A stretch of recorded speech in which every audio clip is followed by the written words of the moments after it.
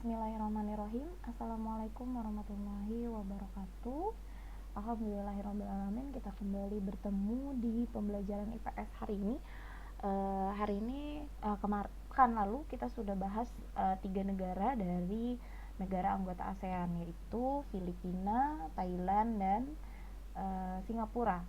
Berarti total yang sudah kita bahas dari seluruh negara anggota ASEAN itu sudah 5, sudah setengahnya yang kita bahas: Indonesia, Malaysia, Singapura, Thailand, dan Filipina.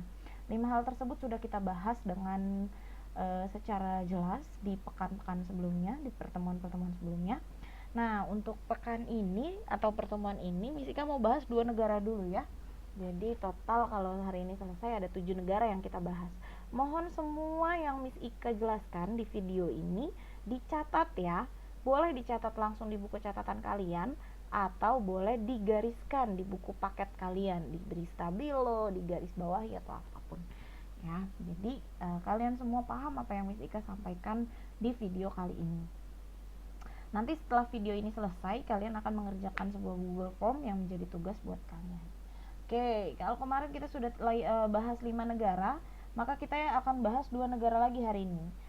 Nah, kalau kalian lihat di layar, ini merupakan salah satu negara anggota ASEAN, di mana negaranya juga berbatasan langsung darat oleh negara kita Indonesia.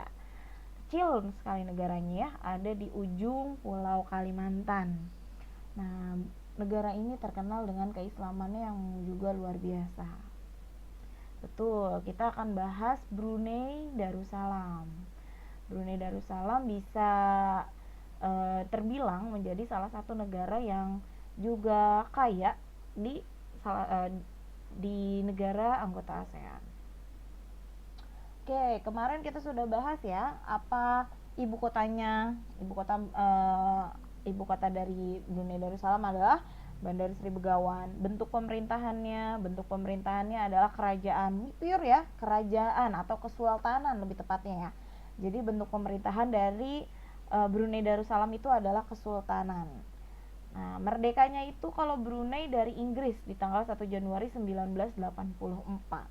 Kalau kesultanan otomatis berarti yang memimpin adalah seorang sultan gitu. Mata uang yang dipakai di Brunei Darussalam itu adalah dolar Brunei Darussalam. Oke, di Brunei Darussalam punya keadaan alam, yaitu yang pertama yang ciri khas dari Brunei Darussalam adalah bukit. Puncak tertinggi di Brunei itu bukan sebuah gunung tapi bukit. Namanya adalah Bukit Pagon. Nah, Bukit Pagon adalah puncak tertinggi yang ada di Brunei Darussalam.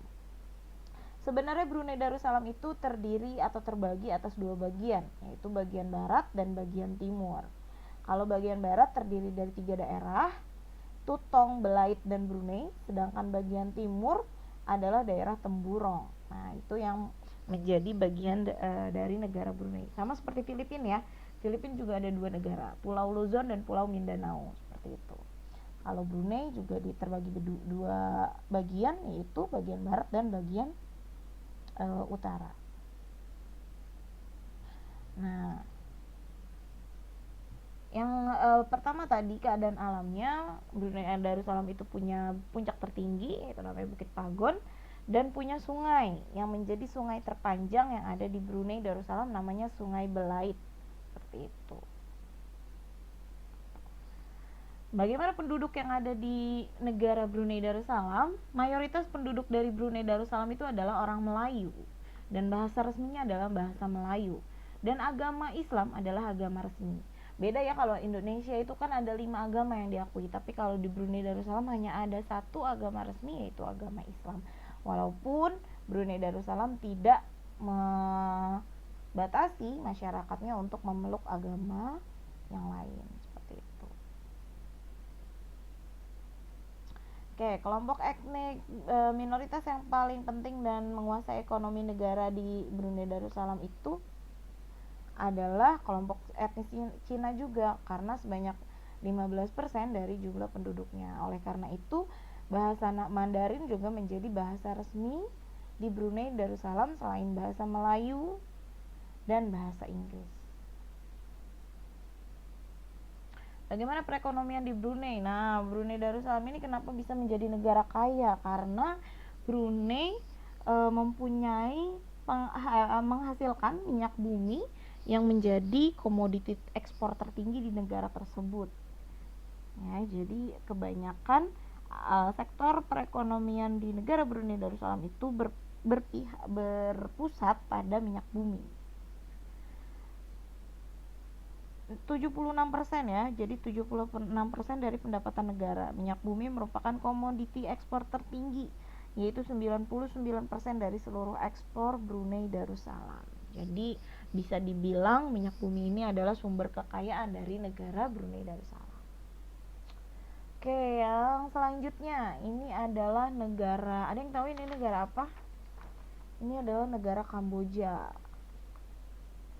Nah, ini adalah negara Kamboja. Negara Kamboja, ibu kotanya adalah Phnom Penh. Bentuk pemerintahannya adalah monarki konstitusional. Kalau monarki konstitusional berarti sama seperti Malaysia ya, yang dimana negaranya itu dikepalai oleh dua kepala, yaitu raja dan kepala pemerintahan yang diwakili oleh perdana menteri. Seperti itu. Kalau yang lain-lain merdekanya dari Inggris, kalau Kamboja merdekanya dari Perancis tanggal 9 November 1953. Bagaimana keadaan alam di Kamboja? Puncak tertinggi di Kamboja itu adalah Gunung Phnom Aural, wilayah pegunungan Kardamon. Itu yang menjadi puncak tertinggi di negara Kamboja. Nah, negara Kamboja ini dilalui oleh sungai terpanjang yang ada di Asia Tenggara, namanya Sungai Mekong. Kenapa dibilang sungai terpanjang di Asia Tenggara?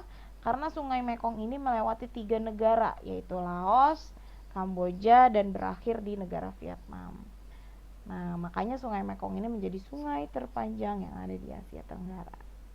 Terdapat dataran besar namanya Tonle Sap. Nah, penduduknya bagaimana di Kamboja? Penduduknya mayoritas penduduknya adalah suku bangsa Khmer. Jadi sebagian besar penduduknya di negara Kamboja adalah suku bangsa Khmer. Itulah kenapa bahasa resminya juga namanya bahasa Khmer. Dan agama mayoritas yang ada di negara Kamboja adalah Buddha Theravada. Makanya jangan aneh kalau kalian jalan-jalan ke Kamboja ngelihat banyak sekali biksu-biksu yang memakai baju oranye, karena memang agama mayoritasnya adalah Buddha Theravada. Bagaimana perekonomiannya? Perekonomian di Kamboja bertumpu di sektor, salah satunya bertumpu di sektor pariwisata, di mana di Kamboja itu mempunyai salah satu keajaiban dunia yang masuk ke dalam UNESCO, yaitu adalah kuil Angkor Wat. Nah, itu merupakan sektor pariwisata dan menjadi salah satu daya tarik wisatawan. Karena kuil Angkor Wat ini memiliki luas kurang lebih 400 km persegi. Tadi ya, termasuk ke dalam salah satu keajaiban dunia dan sudah diakui oleh UNESCO.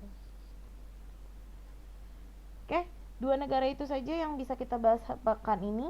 Pekan depan kita akan bahas 3 negara lagi, mengakhiri dari rangkaian 10 negara dari negara anggota ASEAN. Jadi hari ini kita bahas 2 negara, Brunei dengan Kamboja.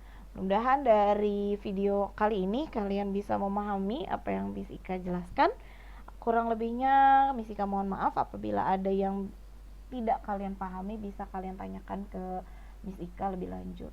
Berarti kita tinggal membahas 3 negara lagi yang menjadi negara anggota ASEAN. Cukup dari Miss Ika. Terima kasih atas perhatian dan kerjasamanya. Assalamualaikum warahmatullahi wabarakatuh.